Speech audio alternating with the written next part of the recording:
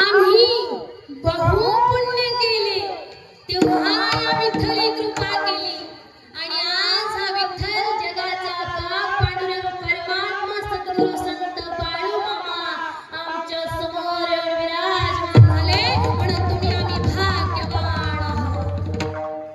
ऐका ना माई बाबा, एवढा मोठा सोहळा करणं एवढं सोपं नाही, लक्षात येतंय ना? एवढा मोठा सोहळा करणं एवढं सोपं नाही। पण आमचे शंकर दादा शेंडगे असतील, सुरेश दादा शेंडगे असतील, या दोघा भावांच्या सहकार्यातून हा सगळा सोहळा साजरा होतोय माई बापा। आज आमचे शंकर दादा, सुरेश दादा हे स्वतःच्या हिताला जागलेली आहेत आणि जो कोणी स्वतःच्या हिताला जागतो ना, माझे जगद्गुरु तुकोबराय त्यांच्या आई वडिलांना धन्यता देतात।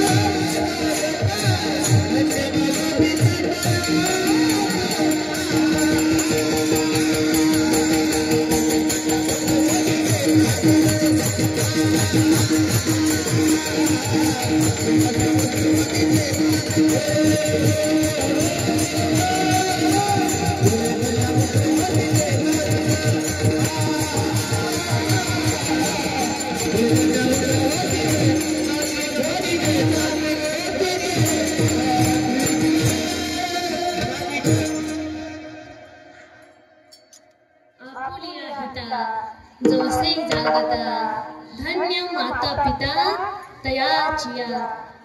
आज आमचे शेंडगे दादा दोघेही बंधू स्वतःच्या हिताला जागलेले आहेत माई बापा। अशी दोन मुलं ज्यांच्या पोटी जन्माला आलीत ना, त्यांच्या आई वडिलांना द्यावी एवढी धन्यता कमीच आहे। म्हणून पुन्हा एकदा शेंडगे परिवारातील सर्व सदस्यांना मनापासून धन्यवाद। त्याचप्रमाणे हा सोहळा ज्यांच्यामुळे एवढं भव्य दिव्य वाटतो त्यांची सिस्टीम वाले दादा त्यांना मनापासून धन्यवाद।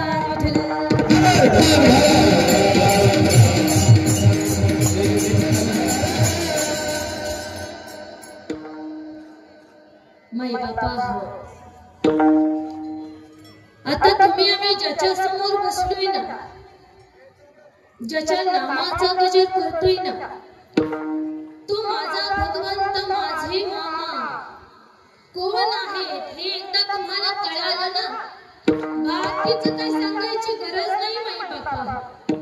ऐका ना, आता तुम्ही आम्ही ज्याच्या समोर बसलोय ना, तो या सृष्टीचा रचक, या सृष्टीचा पालन करता, या सृष्टीचा संहार करता, ब्रह्मांड नायक, लक्ष्मीकांत, सुदर्शन धारी, शेषशाही, या जगाचा गात, पांडुरंग परमात्मा, तुमच्या आमच्या मनातला भाव जाणून तुम्हाला पाहिजे ते देणारा भोलेनाथ, अर्थात देवादिदेव महादेव म्हणजे माझे मामा आहे बाळू मामा।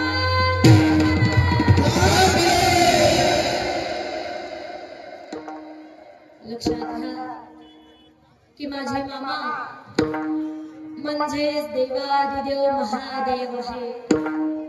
आणि एकदा जर का भोलेनाथाचं महादेवाचं दर्शन झालं तर भाग्य उजळायला वेळ लागतो का माई बाबा? नाही ना। कारण हा भोलेनाथ कृपाळू आहे, माझे मामा दयाळू आहेत माई बापा.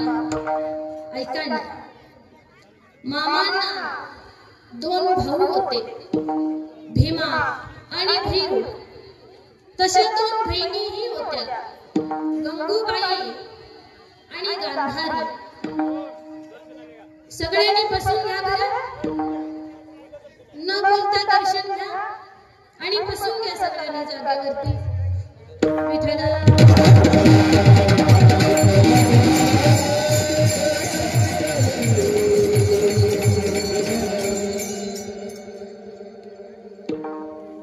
ज्याच्या दर्शनाला एवढ्या ओढीनं आले ना, त्याचं चरित्र तेवढ्याच ओढीनं ऐकलं पाहिजे बाई बापा. ऐका ना, मामाला दोन भाऊ होते, भीमा आणि भैरू. तशा दोन बहिणी होत्या, गंगूबाई आणि गांधारी. बघायला गेलं तर मामाला आणि भैरूला मुलं नव्हती माई बापा. पण मामांचा जो भीमा नावाचा भाऊ होता, त्यांना एक मुलगा होता ज्याचं नाव आहे दादू.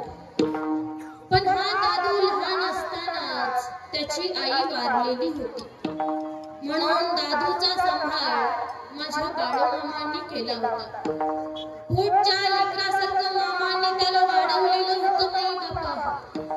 मामा जिथं जिथं पालखी घेऊन जायचे, तळावर असायचे, तिथं तिथं हा दादू मामांच्या बरोबर असायचा. मामांबरोबर राहिल्यामुळे हा दादू भलताच दणकट आणि धाडशी बनलेला होता. त्यावेळी मामांबरोबर मामांच्या पत्नी सत्यवा माताही असायच्या. सत्यवा मातेचा एक भाऊ होता हुआप्पा. या हुआप्पाचं आणि दादूचं वय साधारणतः एकच होतं माई बापा. पण दादू आणि हुआप्पा कामामध्ये थोडीशी लगबग करायची, घाई करायची की सत्यवा माता तळावर असणाऱ्या सगळ्याचा स्वयंपाक करेपर्यंत या दोघांना जर का मामाने एखादं काम सांगितलं ना, स्वयंपाक व्हायच्या आत दोघं जण जायचे आणि पटापटा काम करून माघारी यायचे. एक दिवस असंच मामांनी या दोघांना बाबळीच्या फांद्या बेंदायला सांगितलं. फांद्या बेंदणं म्हणजे फांद्या तोडणं असतं माई बापा. मामाने काम सांगितलं.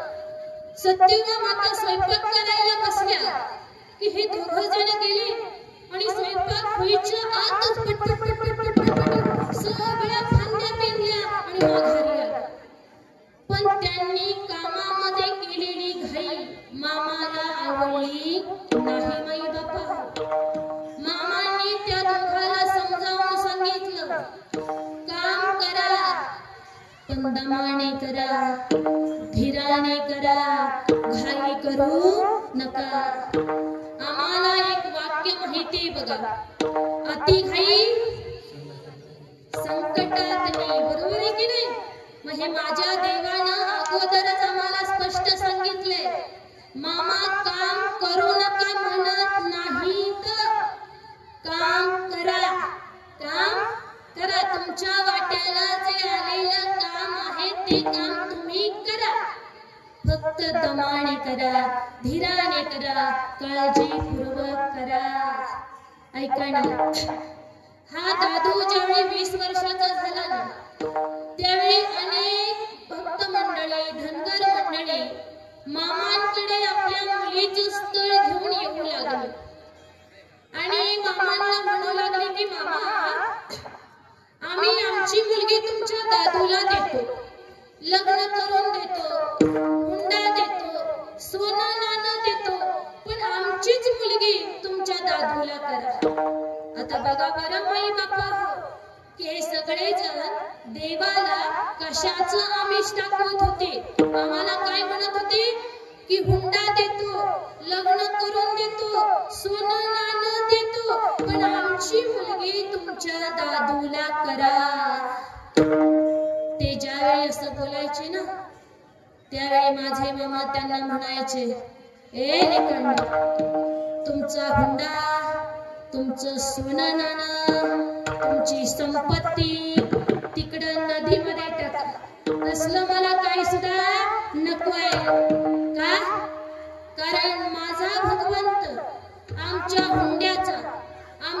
सोन्या नाण्याचा आमच्या संपत्तीचा भुकेलेला नाही, तो कशाचा भुकेलेला आहे?